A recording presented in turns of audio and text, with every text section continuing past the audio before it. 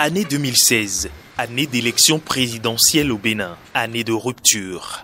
Rupture d'avec entre autres d'acides pratiques, tels l'aride culte de la personnalité, l'avide populisme présidentiel et gouvernemental, la putride décadence des pouvoirs d'État, due aux défaillances du système, le fétide ethno-clientélisme érigé en règle de gouvernance, la placide manifestation du népotisme politique dans toute l'administration publique, les cupides détournements opérés en toute impunité, les impavides éléphants blancs décimés à travers le pays, les intrépides et tonitruantes sirènes précédant les cortèges pluriels de véhicules autour des ministres et autres autorités. Le Bénin, notre pays, a trouvé son chemin. Et cela est irréversible. Année de nouveau départ. Départ pour des réformes institutionnelles, constitutionnelles et structurelles, avec un nouveau type de citoyen plus engagé, un genre de citoyen reconnu pour ses talents, compétences, performances et résilience par le chef de l'État, le président Patrice Athanase Guillaume Talon, qui en fait un élégant portrait. Je suis confiant car je connais le dynamisme et le talent du peuple béninois. J'ai confiance en sa maturité démocratique et sa capacité à se lancer dans des changements radicaux. J'ai confiance parce que j'ai la certitude qu'une équipe de dirigeants bien inspirés et compétents est capable de mettre en œuvre avec succès un programme de relance rapide de notre économie dans un environnement apaisé de démocratie et de liberté. Ainsi naquit le PAG, le programme d'action du gouvernement Bénin révélé. Un programme de relance rapide du développement qui, telle une fleur qui tient la promesse de ses fruits, depuis 2016 à ce jour, révèle un visage d'un Bénin sous métamorphose. Un pays en plein progrès, avec des changements significatifs et profonds, et ce, dans tous les secteurs d'activité. Un Bénin moderne offrant plus d'opportunités à chaque Béninois se façonne et fascine désormais le monde dans sa marche inéluctable vers le développement. Des réformes salvatrices aux travaux d'envergure, en passant par la digitalisation à tous les niveaux, le programme d'action du gouvernement porte sous ses marques les traces d'une immensité d'ouvrages concourant dans leur ensemble à l'amélioration socio-économique et au bien-être de toute la population des 4 coins du territoire national.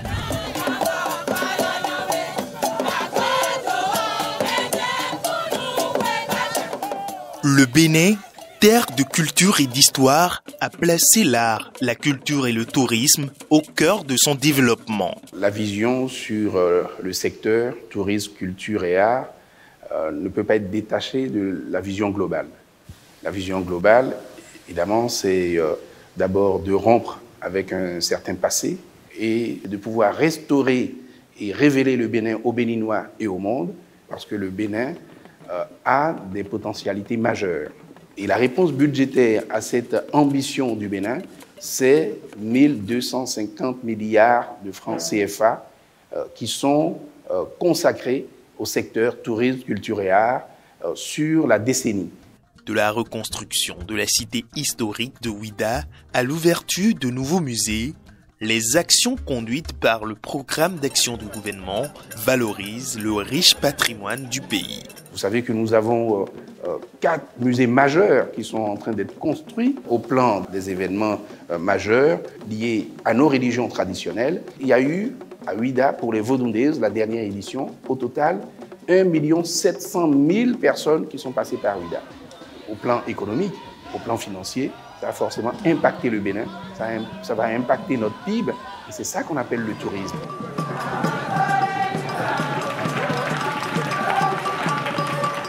Le Festival des Bals de Porto-Novo, par exemple, a cette vocation de s'inscrire sur la carte touristique du Bénin pour que nous puissions valoriser ce pan important de notre patrimoine immatériel, notre patrimoine culturel, que constituent les masques. Cet événement qui se tient juste au lendemain de la fête nationale, la première édition à Porto-Novo a permis de drainer également un public important et tous les masques présents sur le territoire béninois, les aires culturelles étaient représentés dans le but de générer des ressources.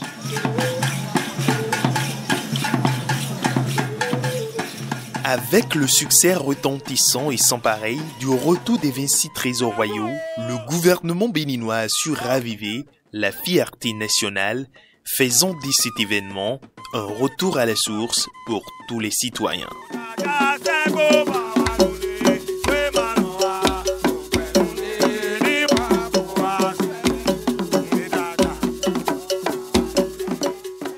Il y a eu, immédiatement après le retour de ces 26 biens culturels, l'exposition diptyque. Alors, l'exposition diptyque qui a été une réussite exceptionnelle, un moment de fierté pour l'ensemble du peuple béninois, du nord au sud, de l'est à l'ouest, et qui a montré à quel point les Béninois tenaient à leur patrimoine. Au-delà des Béninois, nous avons 78 nationalités de tous les continents qui, à cette occasion, ont visité le Bénin. Après ce moment de l'exposition diptyque, nous sommes passés à l'itinérance pour projeter un peu cette révélation du Bénin à travers le monde. Cette dynamique artistique et culturelle fait rayonner le Bénin bien au-delà des frontières. Pour la première fois, le Bénin a eu un pavillon propre à la Biennale de Venise qui est l'un des plus grands événements mondiaux en matière d'art contemporain. Et ça a permis justement de présenter les facettes qui sont celles du Bénin en matière d'art contemporain. Le Bénin était représenté par 4 artistes, 2 femmes et 2 hommes, et également des artistes de la diaspora et ceux qui sont installés au Bénin étaient représentés. Il y avait des artistes émergents, mais également des artistes majeurs.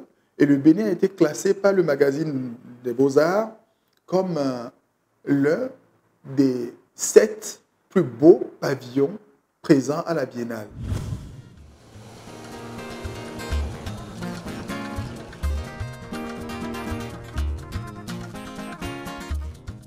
L'action publique dans le secteur agricole était marquée par une faible efficacité et efficience en raison de la non-séparation des fonctions régaliennes et de promotion des filières pour la définition des objectifs de production. Avant 2016, l'administration de l'intervention publique au profit du développement agricole se passait à travers les institutions que nous appelions les escadères, les centres d'action régionaux pour le développement rural, qui étaient investis à la fois des fonctions de promotion et aussi des fonctions de régulation, de contrôle. Il y a aussi que l'intervention publique pour appuyer le développement des filières agricoles était concentrée sur quelques filières seulement, notamment le coton. Alors, en 2016, le gouvernement a pris comme option principale de promouvoir la diversification de nos filières.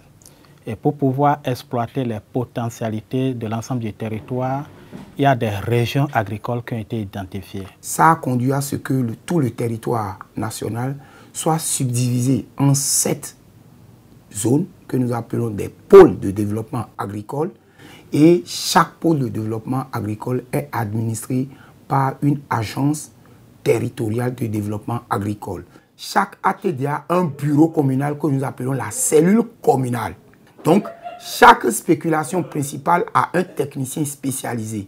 De sorte que, de plus en plus, ils ont un profil plus pointu et peuvent répondre de façon plus efficace aux sollicitations des agriculteurs. On a élaboré des programmes nationaux de développement filière où chaque année, il y a des ressources sur budget national, dans nos propres forces, qui sont mises à disposition et 86 milliards sur 2019 à 2023. Ainsi, le gouvernement a redynamisé et repensé le financement agricole au Bénin, concrétisé la mécanisation agricole avec l'amélioration de l'accès au marché des produits agricoles.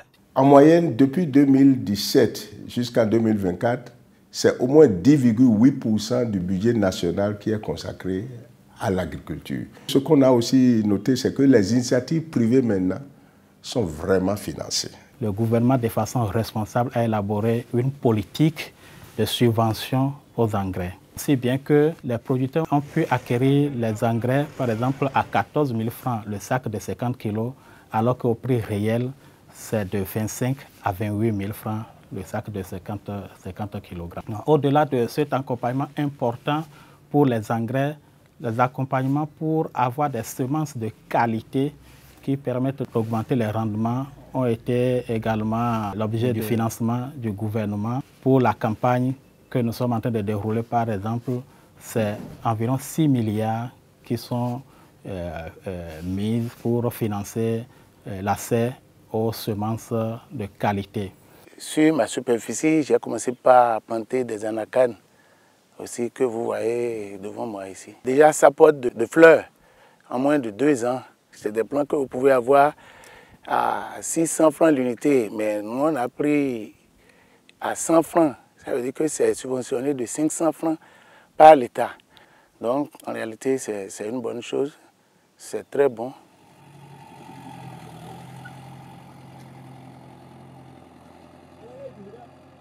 Tous les agriculteurs au Bénin n'ont pas de grande surface. Il fallait avoir donc une offre d'équipement qui aille de petits motoculteurs jusqu'à des tracteurs de 120 chevaux, jusqu'à 220 chevaux. Le gouvernement a mis en place, grâce à la SONAMA, des solutions pour sortir plus que 3000 kits d'équipement par jour. Tous les kits tracteurs sont subventionnés à 50%, et ce depuis 2020. Ça veut dire que quand un agriculteur achète son tracteur, la remorque, la charrue, le pulvérisateur, le cultivateur, que ce soit aussi le matériel pour récolter, sa machine lui revient à moitié du prix.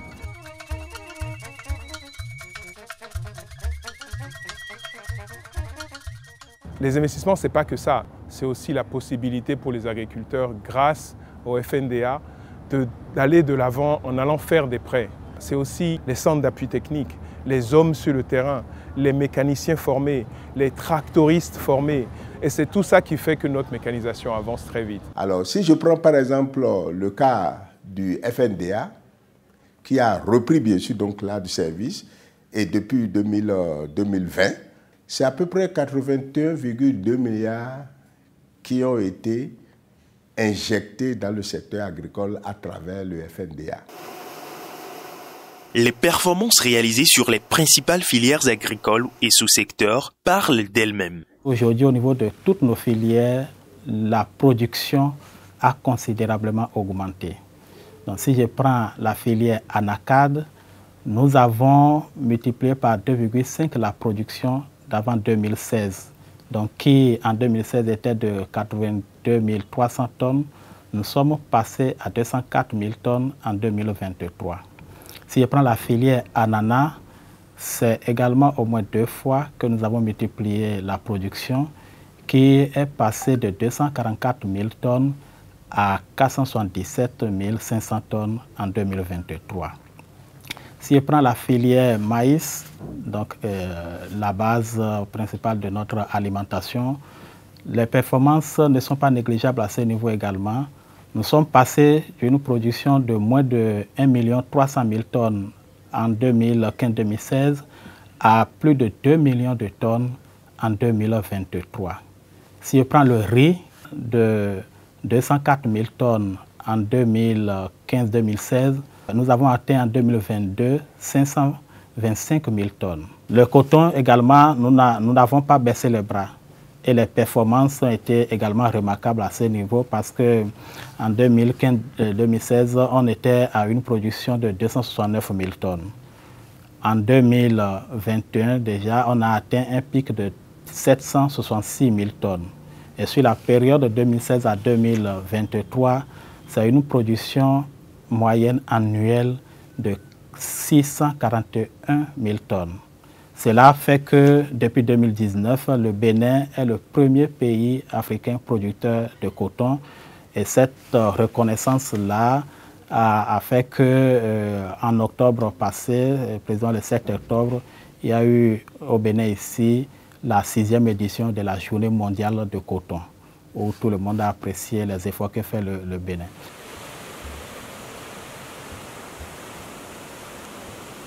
Les aménagements hydro-agricoles ont aussi contribué à l'amélioration des rendements et des productions agricoles. Depuis 2016, nous avons eu des actions qui ont permis donc, de passer de 6 200 hectares à près de 25 000, disons, voire 26 000 hectares aujourd'hui, d'aménagement hydro-agricole, toutes catégories confondues. Si vous prenez au niveau du riz, Nous sommes partis des rendements de 1,5, 2,5 tonnes à 4 tonnes pour la maîtrise partielle de l'eau. Et puis pour donc la maîtrise totale de l'eau, nous sommes passés de 4 tonnes à l'hectare pour aller jusqu'à 8 tonnes à l'hectare à des endroits. Il y a des producteurs aujourd'hui à Malanville qui maintiennent ce score de 8 tonnes à l'hectare. En moyenne, ça fait à peu près 6 tonnes de riz paddy à l'hectare. C'est des exploits.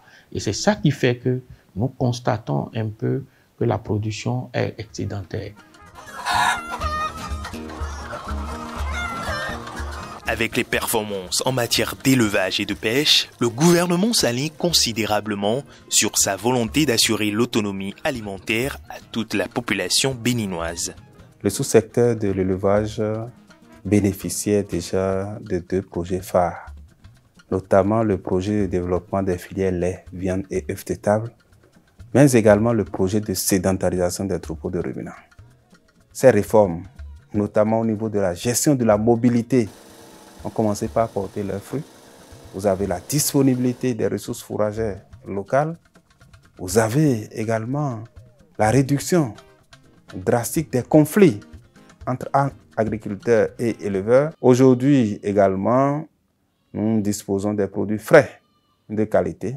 Nous avions réduit notre dépendance des importations. De 20, nous sommes passés à près de 50%.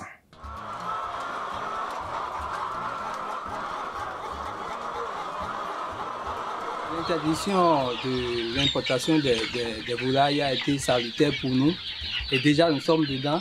Ça nous permet quand même d'agrandir, de faire beaucoup d'élevage de poulets. Sur place, c'est ce que vous voyez déjà. Nous avons déjà des coquelicots qui évoluent. Ça facilite aussi les ventes sur le marché.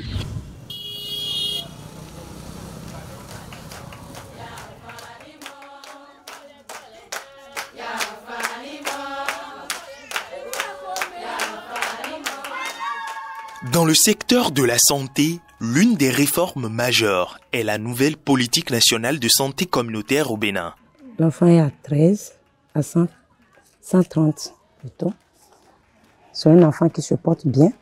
Instaurée en 2020, elle assure les soins et services de santé communautaire intégrés préventifs, promotionnels et curatifs aux ménages en République du Bénin. La nouvelle politique, elle est très innovante parce que comporte 3 aspects essentiels qui n'étaient pas suffisamment pris en compte par les politiques antérieures. Le premier aspect est la co-construction. C'est une politique qui implique réellement la communauté. Le deuxième aspect qui est original au niveau de cette politique de santé communautaire, on a 2 acteurs essentiels, les relais communautaires et les agents de santé communautaire qualifiés qui sont recrutés et exclusivement dédiés à cette politique dans la communauté. Vous prenez la commune de Banikwara, tous les ménages sont quadrillés. Nous avons 405 relais communautaires et chaque relais communautaire a environ entre 150 et 200 ménages qui le suivent, donc de façon hebdomadaire. Parlant des ASCQ, nous en disposons 10 à raison de 1 par arrondissement. Quand on va dans une ménage où il y a une femme enceinte, on la sensibilise sur le bien fondé d'aller à la consultation prénatale. Lorsqu'une femme va à la consultation, elle a un carnet. Je me sers de ces carnets-là pour voir effectivement elle a été. Et j'essaie de voir en même temps le rendez-vous prochain pour que si elle oublie, je puisse la rappeler. Et ce qui est très important est que cette politique est basée sur une approche une seule santé. Et donc, tous les aspects qui concernent le volet agriculture, la santé environnementale, la santé animale et la santé humaine, tous ces volets sont pris en compte. Le troisième aspect qui est pris en compte par cette politique et qui est très original est sa digitalisation.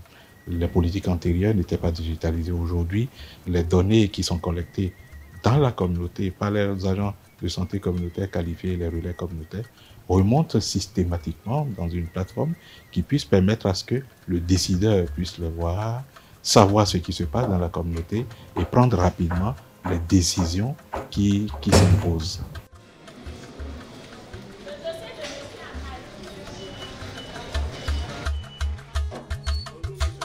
Aujourd'hui, au Bénin, la chirurgie cardiaque n'est plus un rêve, mais une réalité. Opérer un Béninois à l'extérieur, le coût qu'on y consacre peut permettre d'opérer 2 ou 3 localement.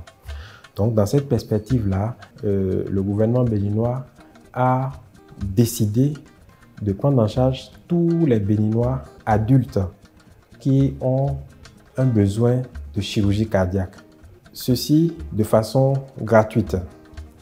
Et donc, depuis 2021, tout Béninois, où qu'il soit, qui a une maladie du cœur et qui nécessite une chirurgie, est identifié par nous, évalué par nous et pris en charge sans aucun franc.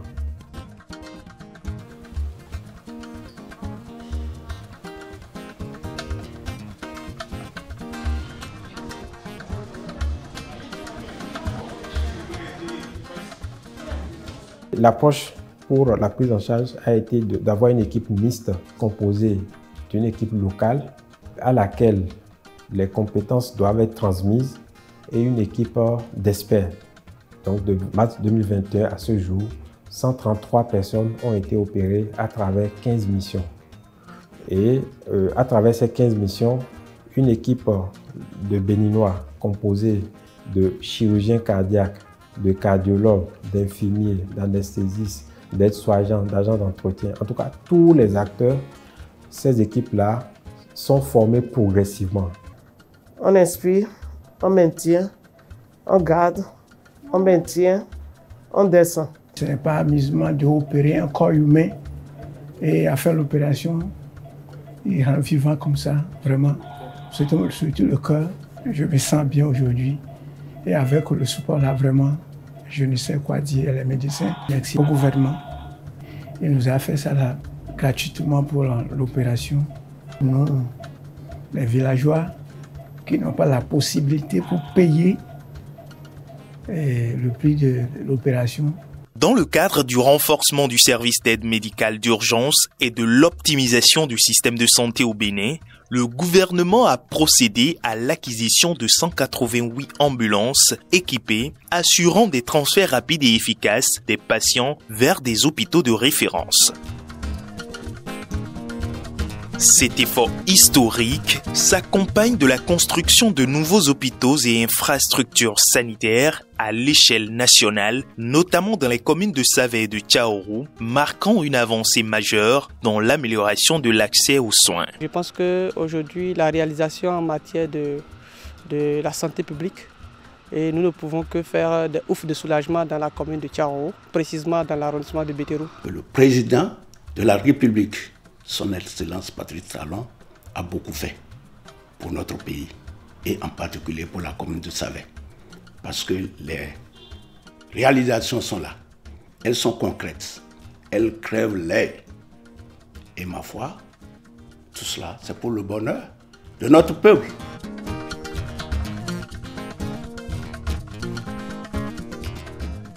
Pour réduire les risques et complications liées aux évacuations sanitaires, le Bénin s'est doté d'un hôpital prestigieux avec des pôles de services modernes de type nouveau. Le CHIC, c'est aujourd'hui le plus grand hôpital que nous avons au Bénin, construit sur 16 hectares, qui compte 436 lits.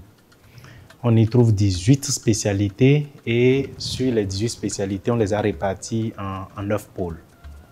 Donc c'est cet hôpital qui est construit dans le but de réduire les évacuations sanitaires, principalement, d'étoffer le plateau technique, je vais dire le plateau d'offres de soins et de services de santé, et qui vise en troisième lieu à réduire les inégalités, les inéquités en termes d'accessibilité aux soins de santé de haute spécialité.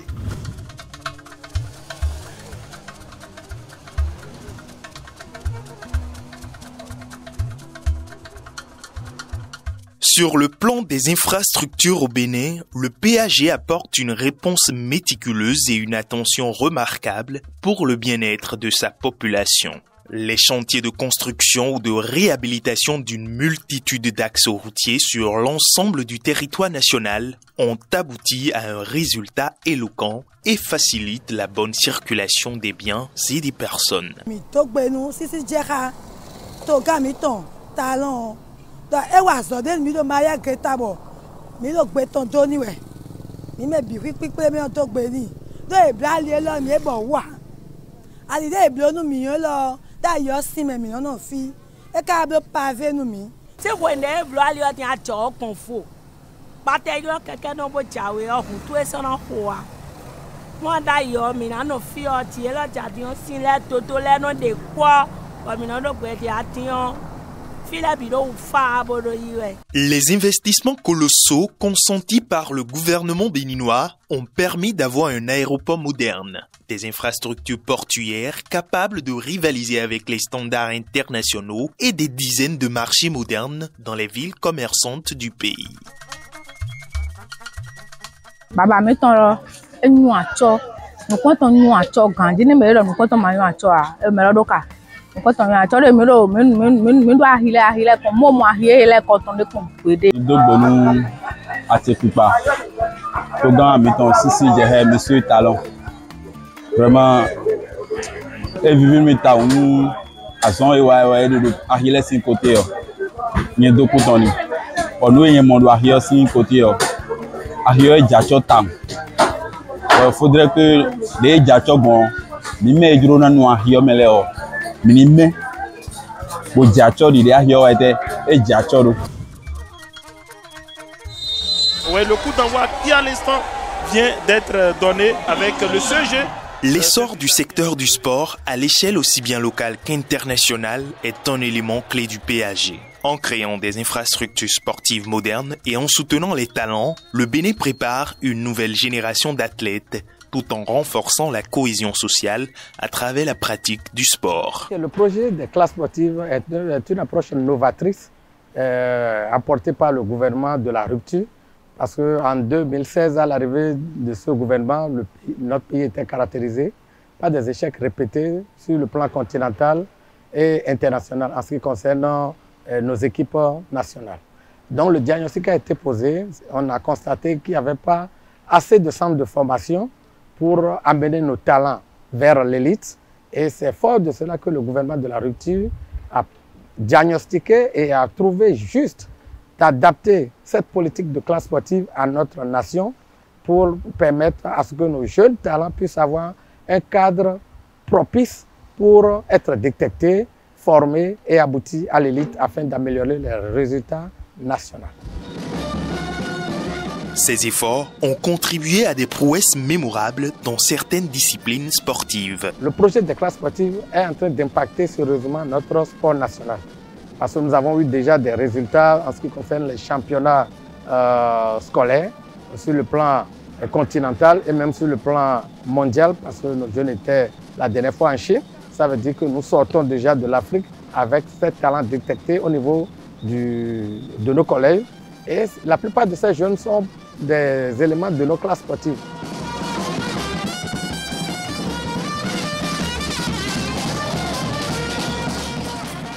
Le premier match, on a fait 1-0 contre la Côte d'Ivoire.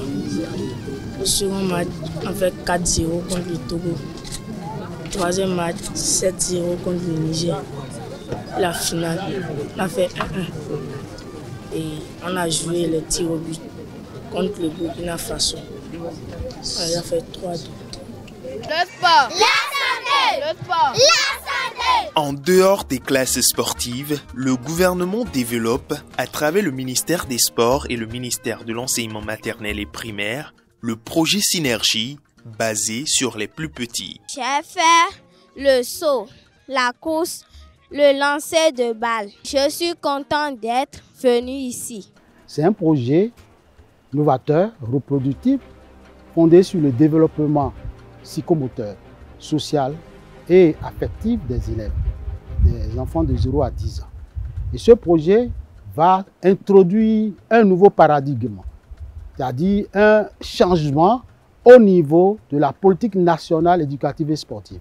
La mise en œuvre de la pratique à travers la construction des infrastructures va permettre de détecter des talents précoces et de les orienter après les classes sportives.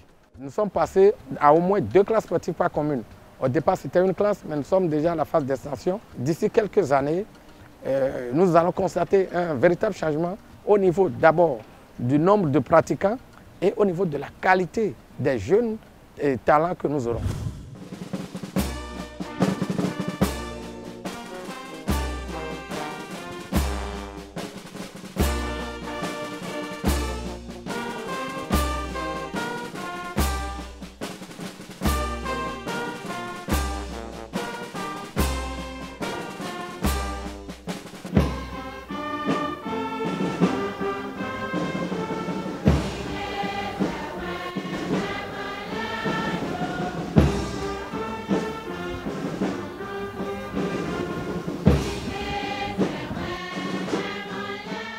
Pour répondre plus efficacement aux défis sécuritaires face au terrorisme galopant dans le Sahel et à la piraterie en espace maritime, le gouvernement de la rupture a renforcé les forces de défense et de sécurité. Des recrutements massifs, l'acquisition d'équipements de pointe, le renforcement des capacités des forces armées et des réformes pertinentes ont rythmé l'action gouvernementale. Le gouvernement, prenant la mesure de ces situations, de ces défis sécuritaires, a décidé de dimensionner les effectifs militaires pour leur permettre, ou pour permettre aux forces de défense de faire face efficacement à ces défis. Donc c'est vous dire que les recrutements successifs enregistrés ces dernières années participent en fait de la volonté du gouvernement de mettre les armées béninoises en capacité de faire face aux défis du moment. Le gouvernement béninois a doté la marine nationale de nouveaux vecteurs de gamme variés. Nous pouvons entre autres citer un patrouilleur de haute mer et plusieurs autres vedettes rapides adaptées à nos besoins et à nos spécificités. Ces différents moyens permettent à la marine nationale de contrôler toute sa zone économique exclusive et d'être plus présent en mer et de faire des projections en profondeur en vue de répondre à toute éventualité. S'agissant de la flotte existante, le gouvernement a entrepris le carénage à Lagos pour remettre à neuf tous les patrouilleurs de la marine nationale. Et enfin, le gouvernement a mis en place un système de détection et d'observation sophistiqué, électronique, performant, qui couvre toute notre façade maritime d'est en est et en profondeur, qui nous permet de détecter tout acte illicite dans nos eaux. Né d'une volonté transversale en 2018, ce système ultramoderne de surveillance est opérationnel depuis 2020 sous la coordination de la préfecture maritime du Bénin en charge de l'action de l'État en mer. En sécurisant en temps réel la façade maritime et le transport maritime, le Bénin crée un environnement plus sûr pour les usagers de ses frontières côtières. Grâce à cette avancée, aucune attaque de navire n'a été enregistrée dans les eaux territoriales béninoises depuis lors, renforçant ainsi la confiance des investisseurs étrangers et positionnant le pays comme un hub maritime sécurisé en Afrique de l'Ouest. Nous sommes un pays côtier, donc il y a beaucoup d'opportunités par la mer. Et donc c'est l'une des priorités du gouvernement de sécuriser nos espaces maritimes, de protéger les usagers de la mer et donc d'offrir cet environnement sécurisé pour permettre d'attirer les compagnies maritimes. Par le passé, nous avons eu des bribes d'équipement, mais aujourd'hui, le gouvernement s'est résolument tourné vers l'acquisition d'équipements qui lui permettent de régler ces problèmes de sécurité en bonne et conscience à partir de nos besoins. Et nous avons identifié nous-mêmes les équipements qu'il nous faut pour pouvoir atteindre les objectifs fixés par le gouvernement en matière de sécurité maritime.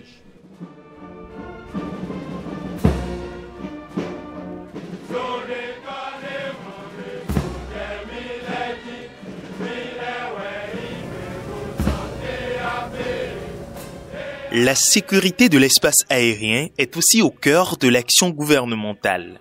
Le gouvernement actuel a littéralement transformé l'armée de l'air d'une situation de 0 aéronef en état de navigabilité il y a quelques années.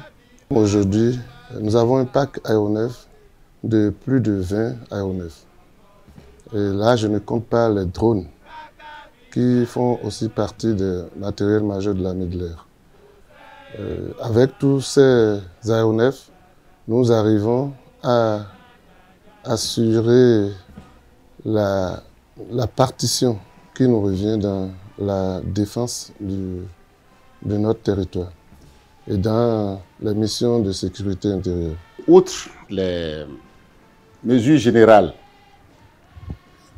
prises par le gouvernement pour améliorer les conditions financières en fait, du personnel de l'État, civil comme militaire, il y a eu beaucoup d'efforts d'amélioration en ce qui concerne spécifiquement le personnel militaire.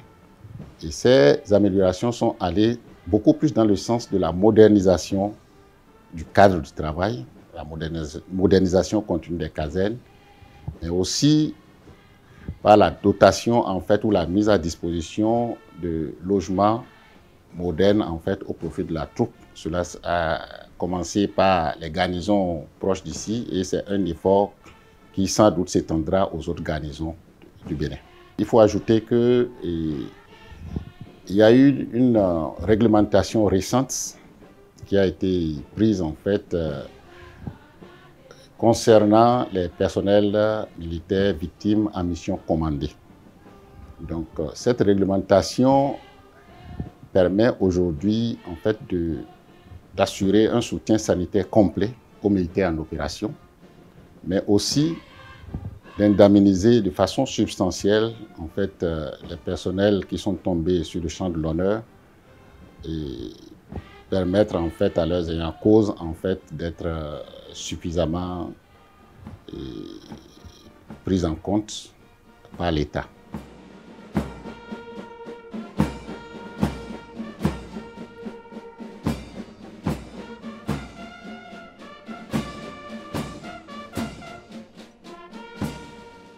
Avec l'avènement du régime de la rupture, il est à noter une baisse de taux d'insécurité et de cybercriminalité. Grâce au renforcement du dispositif sécuritaire et des réformes au sein de la police républicaine, la quiétude et la sécurité des biens et des personnes sont de plus en plus renforcées. Avant, quand les civils voient les tenues treillis, ils fuient. Mais aujourd'hui, pour travailler, ils sont la main dans la main. Entre-temps, il y a des voleurs qui sont rentrés dans ma maison pour voler. En même temps, quand j'ai pris mon portable, je les ai appelés. Vraiment, ils sont au top. Et ils font des patrouilles chaque nuit. C'est à cause de cela que dans notre quartier, maintenant, on est un peu en l'aise, on dort tranquillement, on sort la nuit. Bon, il n'y a pas de problème. Partout où on est, il n'y a pas la sécurité, on ne peut rien faire. C'est vraiment très très bien ce qui se passe aujourd'hui. Nous remercions vraiment la police pour tout ce qu'elle fait pour nous.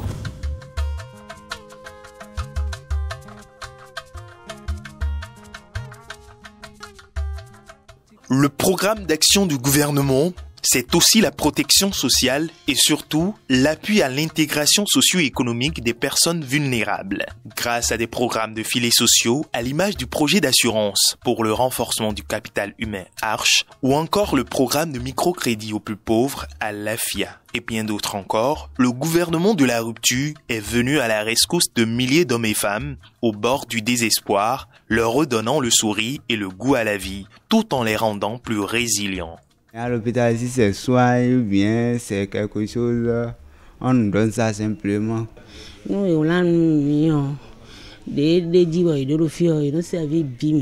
c'est un peu à cause de l'âge là, on ne peut pas, je ne sais pas que ce serait ainsi aujourd'hui.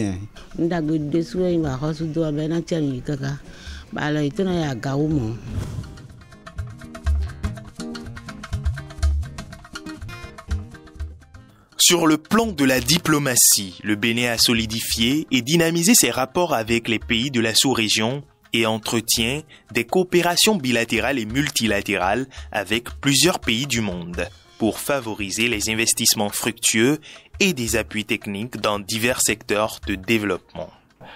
Quand on parle de pays bien gérés, de pays où il y a une bonne gouvernance aujourd'hui, de pays qui tiennent compte de l'amélioration des conditions de vie de leur population aujourd'hui, si on doit citer 3 pays en Afrique, on citera le Bénin. Et nous devons être fiers de cela.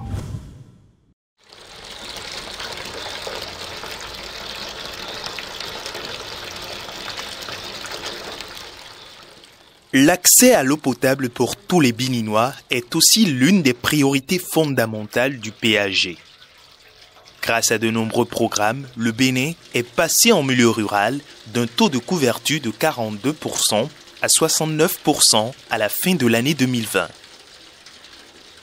Dans les zones urbaines, la disponibilité de l'eau potable est passée de 55% en 2016 à environ 74%, garantissant un accès fiable et sécurisé à cette ressource vitale, y compris dans les régions enclavées, tout en transformant le quotidien des milliers de familles. Aujourd'hui, 7 Béninois sur 10 bénéficient d'une eau de qualité. Depuis 2016, on a senti vraiment un changement au niveau de l'eau. Parce qu'en son temps, on a des problèmes pour pouvoir trouver l'eau dans nos foyers. Le gouvernement a assez fait par rapport à l'eau. Depuis 1 an, 2 ans maintenant qu'on nous a fait un château, nous sommes gâtés. On trouve de l'eau paisiblement. Il n'y a plus de manque d'eau. Et nous bénissons le Seigneur. Et on remercie beaucoup le gouvernement de M. Talon. L'eau est claire et nous buvons ça avec vraiment l'amour même. Nous sommes super émerveillés par ce qu'on a actuellement. La qualité de l'eau, super. On ne peut que remercier le gouvernement actuel pour ce qu'il nous a fait. Le Bénin déploie des efforts importants pour garantir un accès fiable à l'électricité pour ses populations. Grâce à l'extension de la capacité électrique, la construction de nouvelles centrales et le développement des énergies renouvelables, de nombreuses régions bénéficient désormais d'une fourniture constante d'électricité. Le taux d'autosuffisance énergétique a progressé, passant de 59,40% en 2016 à 60,37% en 2021, une amélioration qui se poursuit chaque jour. Ces avancées contribuent à alléger les difficultés des populations, à améliorer la qualité de vie et à soutenir le développement économique du pays. Préserver l'environnement tout en améliorant le cadre de vie des populations, telle est la double ambition du Bénin à travers le PAG. De la modernisation des systèmes de gestion des déchets à l'aménagement des routes et d'espaces publics, le Bénin se donne les moyens de faire de ces villes des espaces de vie plus agréables et durables.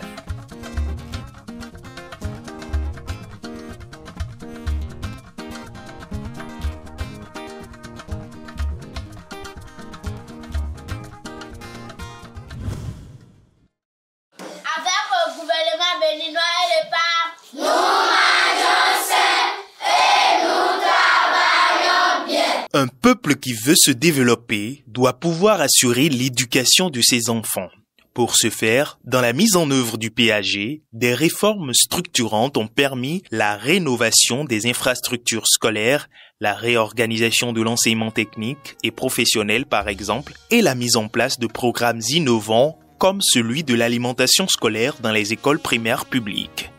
Mon plat préféré, c'est la pâte accompagnée de la sauce graine plus crin-crin, parce que ça contient beaucoup de vitamines. Depuis son lancement en 2017, le programme des cantines scolaires au Bénin s'est renforcé sans interruption, jouant un rôle clé dans la lutte contre la malnutrition et la scolarisation. En 2016, avec un budget d'1 milliard de francs CFA, seules 1131 écoles primaires publiques étaient couvertes, offrant un repas à 250 000 élèves pendant 20 jours sur 180. En 2024, l'investissement atteint 32,5 milliards de francs CFA, permettant à 1,3 million d'élèves de bénéficier d'un repas chaud et équilibré chaque jour de classe pendant les 180 jours de l'année scolaire. Avec un taux de couverture des écoles porté à 80%, ce programme améliore significativement les conditions d'apprentissage et la rétention scolaire à l'échelle nationale. J'aime manger à tassi avec sauce et poisson parce qu'ils donnent de vitamines. Quand tu vois donc les enfants, une fois manger, prennent le cahier et s'asseoir à l'ombre pour étudier, pour se mettre en condition avant donc le démarrage du cours du soir, moi ça me fait donc de la joie. Même invité pour venir pour vous.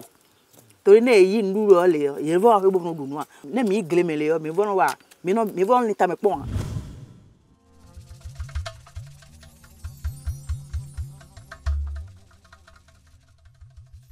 Avec l'opérationnalisation de la GDIZ, le Bénin a révolutionné son industrie et promeut la mise en valeur de la production locale. Cette nouvelle dynamique est créatrice d'emplois, surtout pour les jeunes et les femmes.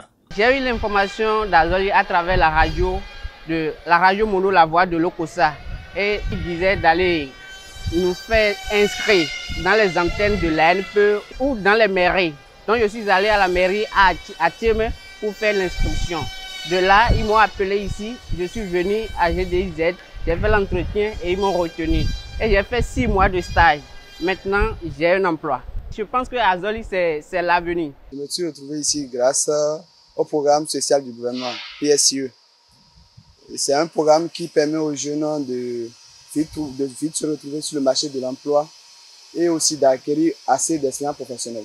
Je remercie beaucoup le gouvernement béninois pour cette opportunité qu'il nous accorde parce que non seulement nous sommes là pour gagner de l'expérience, mais en plus de ça, nous recevons un salaire. Les programmes d'insertion des jeunes sur le marché de l'emploi, sous l'étendard du Bénin révélé, contribuent de toute évidence à la réduction du taux de chômage, donnant les moyens aux jeunes d'assurer leur avenir professionnel. Chaque année, à travers nos différents programmes, et nous en avons beaucoup, nous avons des programmes d'accompagnement à l'emploi salarié, nous avons des programmes d'accompagnement à l'emploi indépendant, nous avons le programme spécial d'insertion dans l'emploi, nous avons le programme d'inclusion des jeunes, nous avons le programme d'appui aux enseignants, nous avons des programmes de reconversion des jeunes vers des métiers porteurs. L'ensemble de tous ces programmes, y compris les différents salons que nous organisons, nous permettent de toucher en moyenne au moins 100 000 jeunes par an pour les aider, les accompagner dans leur insertion professionnelle. On rentre dans une entreprise, on n'en sort plus. Ou quand on en sort, on a la capacité de se repositionner dans une autre entreprise. Ou alors de pouvoir soi-même se lancer dans une affaire. C'est par ce biais que nous travaillons aujourd'hui, ce qui est un changement radical par rapport à avant, où nous privilégions davantage les stages.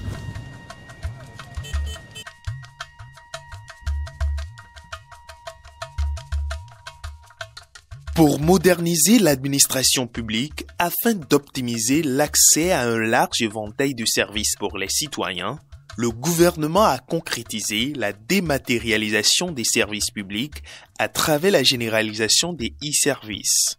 Il y a des centres communaux de services publics qui sont mis en place aujourd'hui.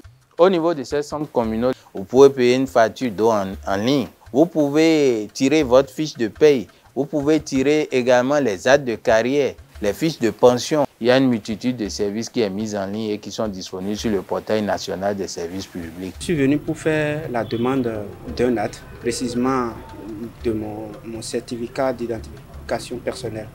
Je suis servi en un clin d'œil. C'est ça qui m'a tellement réjoui. Ça n'a rien coûté pour moi. Et le centre est très proche de nous et ça nous a réduit aussi les dépenses et le temps aussi. Je suis venu au centre communal de services publics, installé à la mairie de l'Okosa ce matin pour venir payer ma facture de solaire. Je viens de payer ma facture, vraiment, c'est très bien passé. Très content.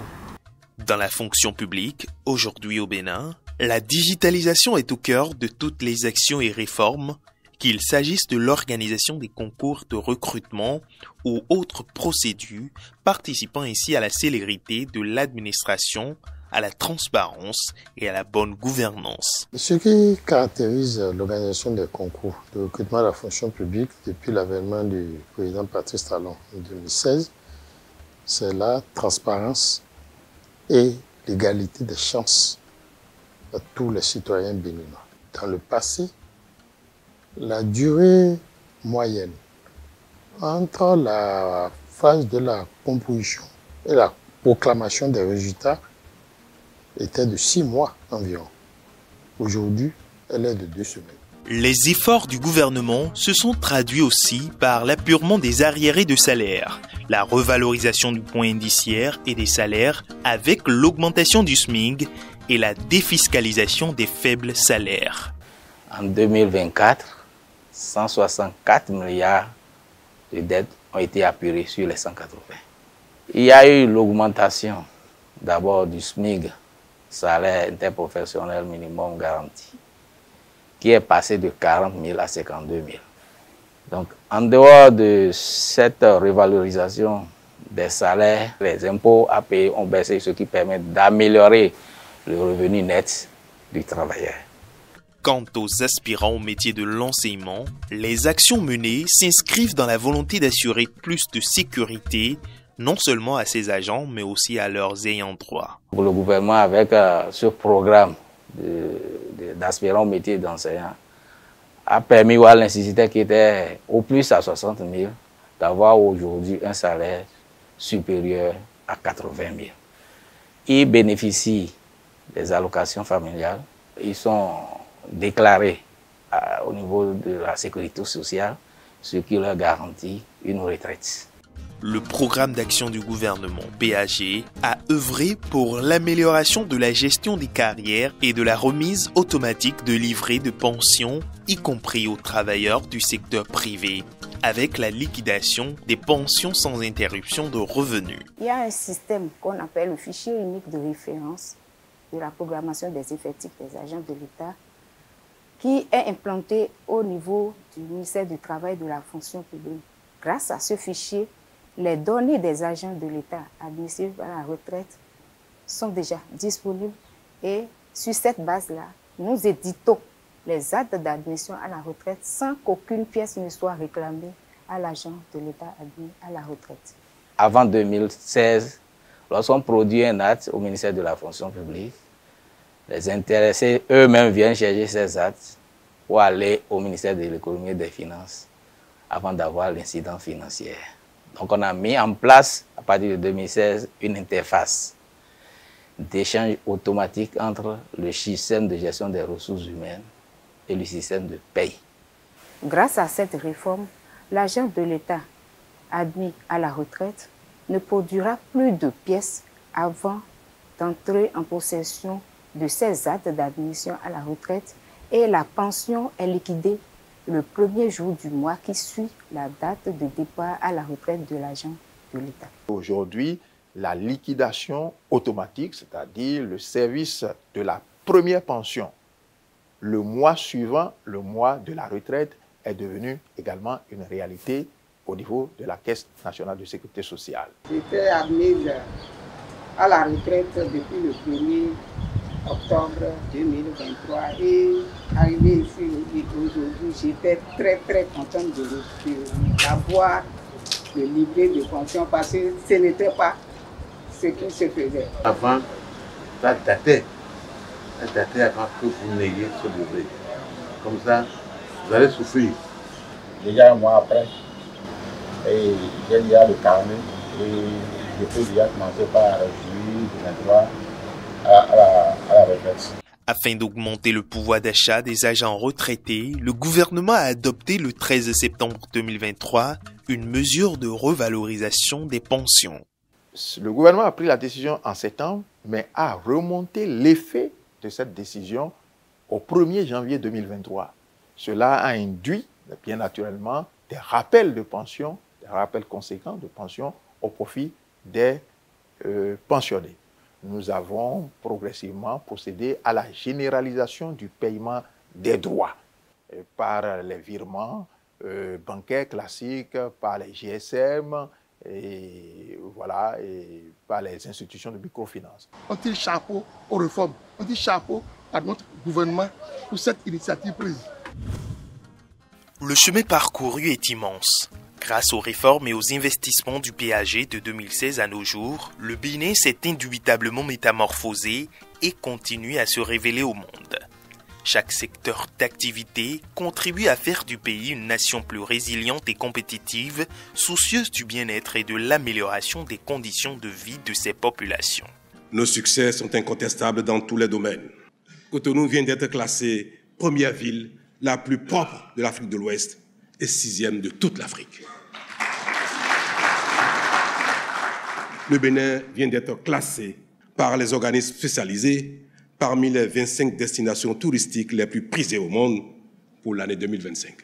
Cet état d'esprit, j'en ai la conviction, a inspiré nos guépards dans leur campagne de qualification pour la Coupe d'Afrique des Nations de football édition 2025, et il leur a permis de surmonter les difficultés, même lorsque cela paraissait impossible, pour revenir sur le devant de la scène continentale. Tout ceci devrait nous convaincre que notre Bénin se construit grâce à nos propres efforts. Et c'est cela le secret de tout développement socio-économique durable. Cela est certes flatteur, mais notre volonté est de faire toujours mieux, car nous avons vocation à être les meilleurs partout. Pour que les politiques futures s'inscrivent dans une vision partagée, en phase avec les nouvelles aspirations de tout le peuple, pour plus de rigueur et une continuité de l'action publique, le gouvernement béninois a décidé d'engager une nouvelle vision à l'horizon 2060. La vision actuelle, Bénin à l'AFIA 2025, vient à échéance l'année prochaine, en 2025. Anticipant donc pour cette arrivée à échéance de la vision actuelle, le gouvernement a engagé très tôt des travaux de construction de la vision post-2025. Et donc, dans cette anticipation, le gouvernement a mis en place le cadre institutionnel, un cadre institutionnel suffisamment participatif et inclusif. Donc, ce cadre institutionnel a été mis en place en juillet 2022. Et le processus a effectivement démarré l'année dernière avec un lancement qui a vu la participation, on va dire, de toutes les forces vives de la nation. La vision actuelle n'avait pas l'autorité nécessaire pour s'imposer à tous les différents gouvernements successifs que notre pays a connus depuis les années 2000. La loi cadre sur la planification du développement, sur l'évaluation des politiques publiques, adoptée en janvier 2024, élève au rang de loi toutes les visions futures que notre pays aura à connaître. Et donc la prochaine vision, vision nationale 2060, sera adoptée par une loi. Et en conséquence, nous allons éviter tout ce qui est discontinuité parce que tous les gouvernements successifs seront appelés à l'observer parce que c'est une loi.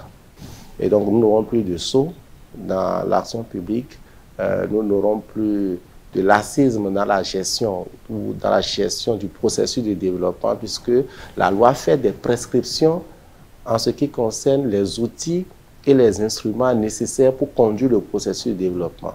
Et donc tous les gouvernements successifs auront donc à cœur d'observer les prescriptions, les dispositions de cette loi, ce qui va nous faire éviter les défaillances que nous avons notées dans la conduite de la vision actuelle. Les bases d'une transformation durable sont posées et ouvrent une fenêtre sur un avenir prometteur pour tous les Béninois, un avenir d'un Bénin révélé.